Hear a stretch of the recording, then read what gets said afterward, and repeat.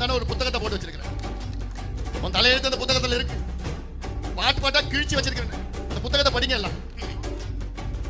இதுல என்ன புத்தகம் தெரியுமா? விடியல் எங்கேன்னு ஒரு புத்தகம் போன மாசம் போட்டேன். அது படிங்க, ஆன்லைன்ல இருக்கு. விடியல் எங்கே தேடினா வந்துடும். இதுல என்ன விடியல் தெரியுமா? தேடினா வரும் கிடையாது, இந்த புத்தகம் வரும். விடியல் வராது உங்களுக்கு, இந்த புத்தகம் வரும். இந்த புத்தகத்துல என்ன தெரியுமா இருக்கு?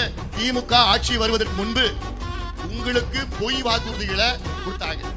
இது நான் சொல்லல, இந்த புத்தகத்தில் 505 வாக்குறுதிகள் உங்களுக்கு கொடுத்தாங்க. 505 வாக்குறுதிகள்.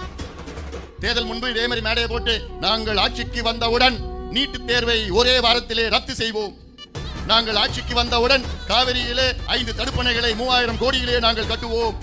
இப்படி ஒவ்வொரு நாங்கள் ஆட்சிக்கு வந்தவுடன் மாதம் மாதம் மின் கணக்கெடுப்பு, அதாவது மின்சார கணக்கெடுப்பு, கரண்ட் பில்லு மாசம் மாசம் கட்டுற மாதிரி நாங்கள் ஏற்பாடு பண்றோம்.